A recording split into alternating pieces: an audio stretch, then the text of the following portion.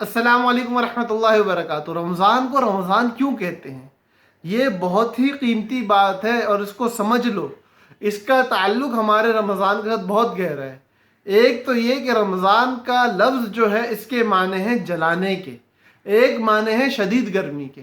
یہ دو عربی لغت میں اس کے معنی آتے ہیں، اور عربی کتابوں سے یہ بات معلوم چلتی ہے کہ رمضان اللہ کے صفاتی ناموں میں سے ایک نام ہے، اور اس کی وجہ سے اس کو شہر اللہ بھی کہتے ہیں۔ تو میرے بھائیوں، یہ بہت ہی مبارک مہینہ ہے۔ یہ ہمارے گناہوں کو جلا کے راکھ کر دے گا۔ یہ مہینہ ہمیں اللہ کا تعلق دے دے گا۔ اس مہینے میں ہمیں ایمانی گرمی نصیب ہوگی۔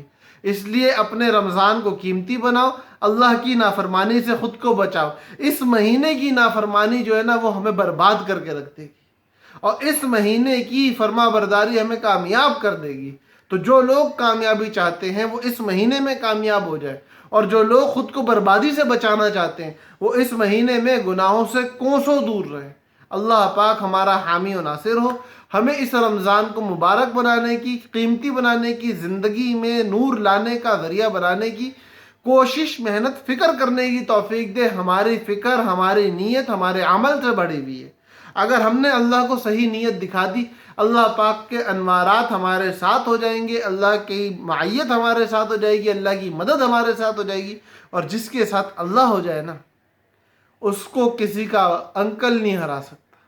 ہم لوگوں کو صرف اللہ چاہیے، پھر دنیا کی بڑی سے بڑی وبا ہو، بڑی سے بڑی بیماری ہو، سب ختم ہے۔ اللہ کو منا لو، اللہ کو دوست بنا لو، اور اس کے لیے شہر اللہ کو قیمتی بنا لو۔ اللہ پاک ہم سب کا حامی و ناصر ہو۔ السلام علیکم ورحمۃ اللہ وبرکاتہ۔